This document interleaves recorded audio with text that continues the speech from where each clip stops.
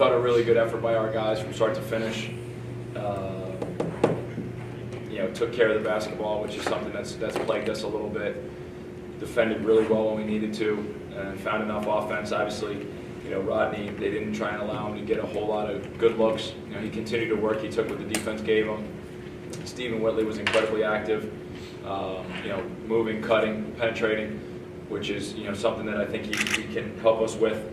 But the 16 assists to 8 turnovers is something we haven't seen in a while, and our defense really stepped up and got stops when we needed to. Talk about Whitley's performance. Yeah, Diesel was great, and it's funny.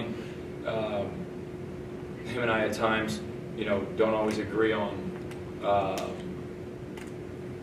shots and things like that. He wants to shoot jump shots. I want him to shoot layups. As Coach Gallo said in the locker room, your nickname's Diesel, not Finesse. Like, go get layups. You're a big, strong, physical guy. Get downhill and try and get to the rim.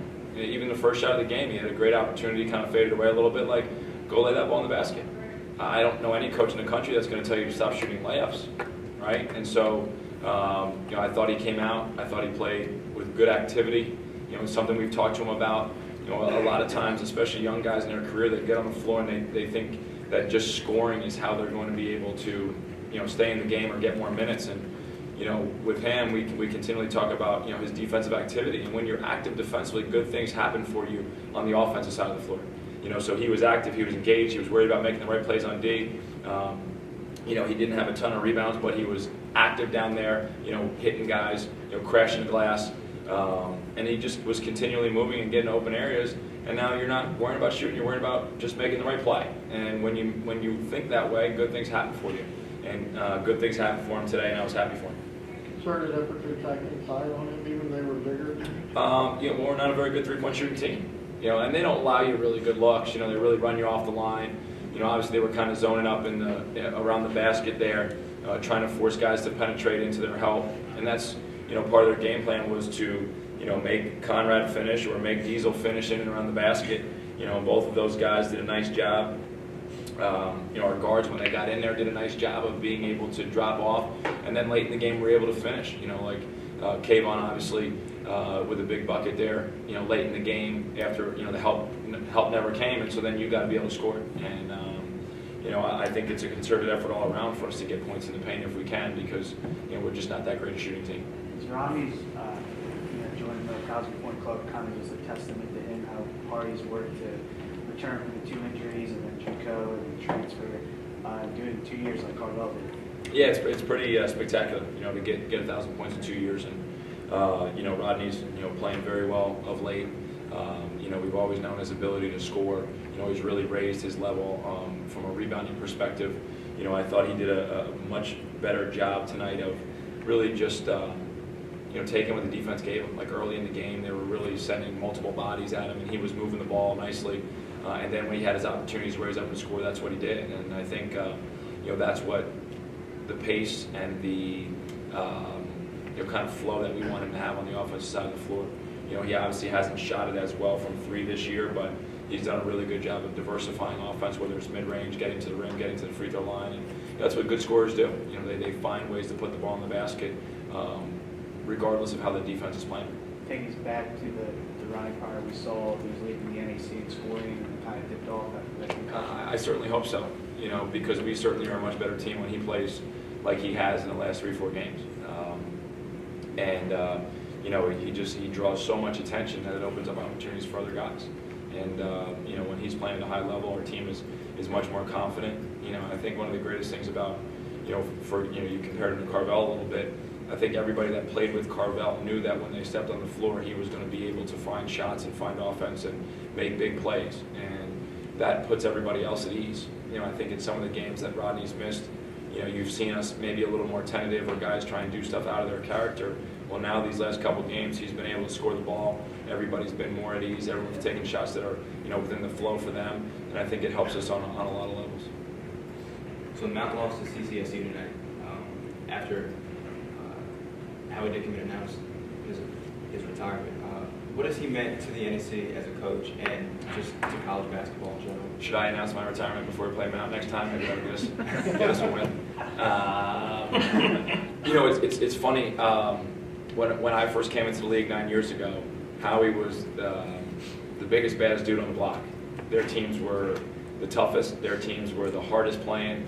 It was like you had to try and compete with their level of intensity when you stepped on the floor with them. And 2007, 2008, we had some absolute wars with those guys. And you know, for Howie to be in the league, I think this is his. I think 97, 98 was his first year, so I think he's been in the league 16 or 18 years. And I think they've made the tournament 16 straight years. Is that right, Deuce? This is last year.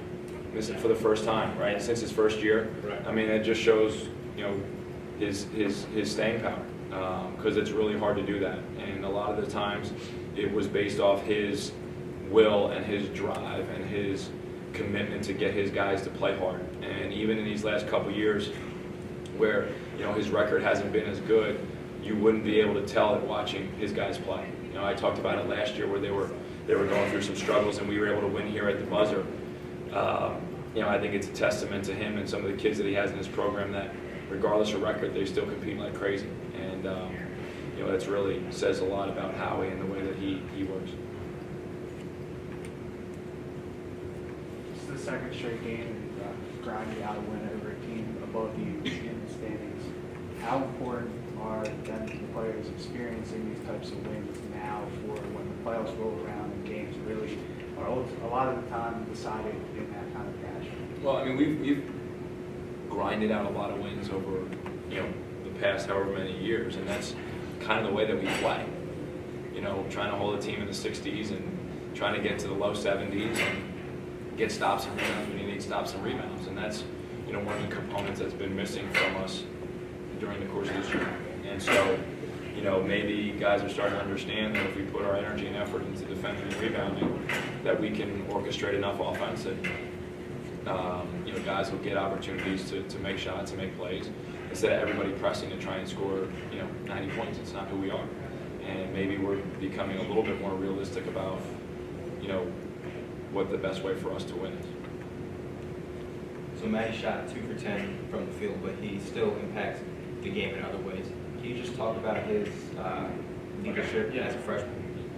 The thing that's great about Matty is, even though he's struggled shooting a little bit, and I think right now he's overthinking so much of it, we're trying to adjust some things with his shot preparation and stuff.